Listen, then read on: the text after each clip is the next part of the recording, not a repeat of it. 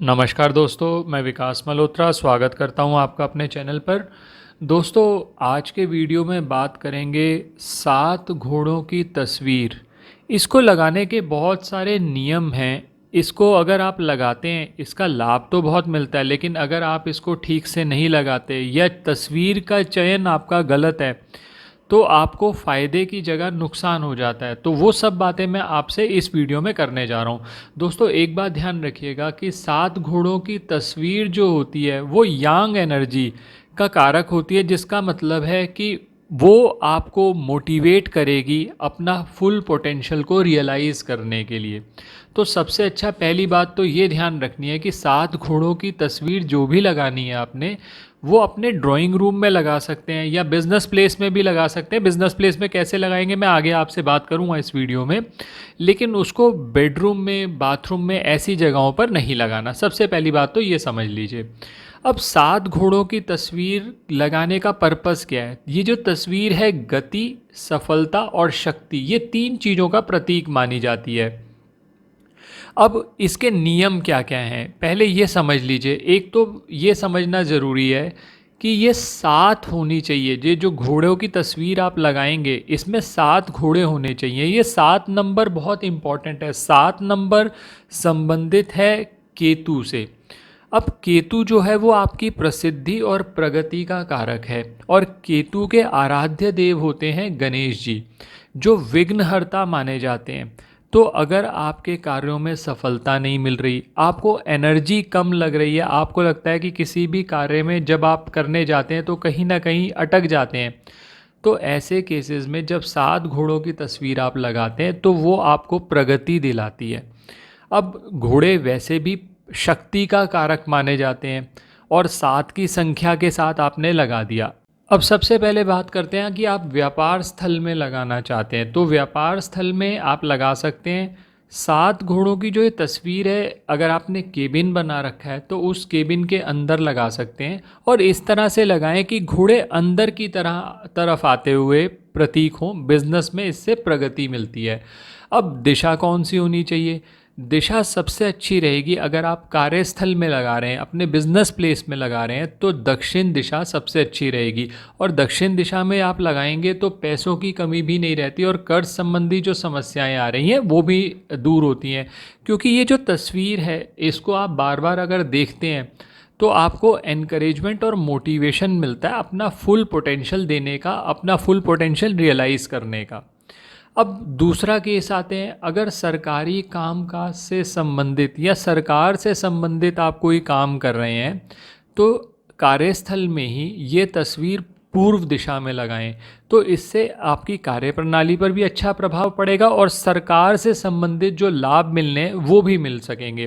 तो ये बात मैंने करी कि अगर आपने कार्यस्थल में लगानी है तो 2 सिचुएशंस बता दिया। अगर सरकार से संबंधित सारे काम करते हैं तो पूर्व दिशा में, नहीं तो दक्षिण दिशा में लगा लीजिए। अब घर में अगर लगानी है, घर के अंदर ये लगानी है, तो सबसे अच्छा रहेगा आप ड्राइंग रूम में लगा सकते हैं, और ड्राइंग रूम में पूर्व दिशा की अगर दीवार पर लगाया जाए तो वो सबसे अच्छा रहेगा आपके लिए। अब प्रिकॉशंस क्या लेनी है, क्योंकि तस्वीर तो बहुत सारी मार्केट के अंदर उपलब्ध हैं। आपको कौन सी तस्वीर लगानी है? सबसे पहली बात तो आपको ये ध्यान रखनी है, जो तस्वीर आप लगा रहे हैं घोड़े जो हों उसमें आक्रोशित ना हो, बल्कि प्रसन्नचित मुद्रा में हो। साथ ही इस बात का ख्याल रखें कि घोड़ों की ये तस्वीर कहीं से भी टूटी हुई ना हो। और अकेले घोड़े की तस्वीर तो लगानी नहीं है, 7 घोड़े की तस्वीर लगानी है। 7 से कम भी नहीं करने, ज़्यादा भी नहीं करने। तस्वीर लगाने से पहले इस बात को भी तय कर लें कि ऐसा ना हो कि वो घोड़े जो है कोई रथ को खींच रहे हो। बिल्कुल सिंपल तस्वीर लगाइए ताकि आसानी से आपको इसका लाभ मिल सके। अगला जो आपको प्रिकॉशन रखना है वो ये कि घोड़ों की जो तस्वीर लगानी है आपने, घोड़े लगाम से बंधे हुए नहीं होने चाहिए, और जैसा मैंने पहले भी कहा आक्रोशित नहीं होने चाहिए घोड़े। घोड़े भागते हुए दिखाई दे रहे हैं प्रसन्नचित मुद्रा में। और ऐसा भी नहीं होना चाहिए कि वो जो घोड़े हैं वो अलग अलग डायरेक्शंस में भाग रहे हैं, वो एक ही डायरेक्शंस में भागने चाहिए। इसका लॉजिक ये है कि आप ये चाहते हैं कि उससे आपकी जो एनर्जी है वो एक जगह पर कॉन्संट्रेटेड रहे। अगर वो अलग अलग दिशाओं में भाग रहे हैं और आप उसी से एनर्जी ले रहे हैं तो फिर आपकी एनर्जी भी अलग अलग दिशाओं में जाएगी। आपको एक ही जगह पर जो घोड़े हैं वो एक ही डायरेक्शंस में भागने चाहिए।